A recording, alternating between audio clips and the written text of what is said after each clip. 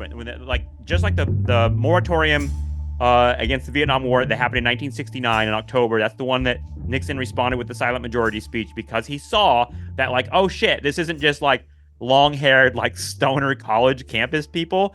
This is like doctors, nurses, lawyers, union workers, like a broad selection of American society is opposed to the Vietnam War now. Nixon has to respond. And he responds by dividing the American people and saying, like, look, there's like real Americans and like these people that protest, and like most people don't follow news, and I'm speaking to them. And I just want like things to be normal. And like it's brilliant. I mean, it's honestly brilliant what Nixon put out there. But what I'm talking about with George Floyd is similar in the sense that there was like a broad, everyone's out there, doctors, nurses, lawyers, the professional class maybe, but also like, I don't know, a lot of working class people, a lot of unions. It's kind of scary to people in power, because they're like, wow, this is like a bigger movement than one we can isolate as just college freaks. But then, like, what's interesting about the George Floyd thing is like everyone was on board. Like, we got to end racism, we got to end police violence. And I think that genuinely, beyond the pandemic stuff that fueled the George Floyd movement, I think he would agree that there was just a general revulsion with the murder of George Floyd. Like, it was just disgusting to people, and they felt like they needed to go outside and protest in some way and express that.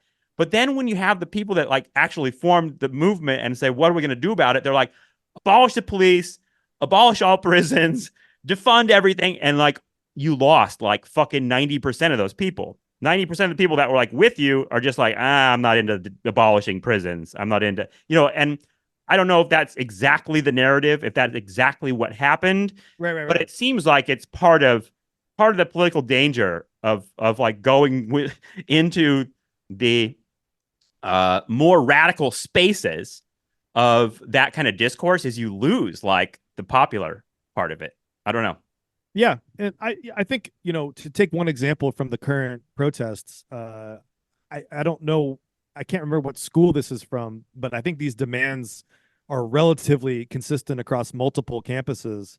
But I'm looking at a picture of I want to say this is Berkeley. I don't remember though. I'm sorry. And so there's 6 demands. One is end war profiteering and investment in genocide, and that seems to have some mass appeal behind it. We'll see. Number 2 is complete academic boycott of Israel. Okay, that's a split thing within academia, and that's a split thing within the society. Let's see what number 3 is. 3, protect free speech on campus and provide full amnesty. And I'm assuming amnesty is for the students who are protesting. And that seems to have a lot of mass support, like protect free speech. A lot of people want to protect free speech. It is interesting that at this moment of crisis, all the right-wing free speechers have nothing to fucking say.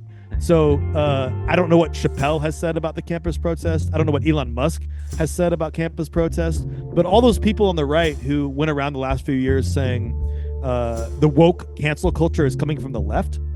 Well, here is the left under attack for the same broad principle that they claim they were being deplatformed for, which is the right to say what they fucking want.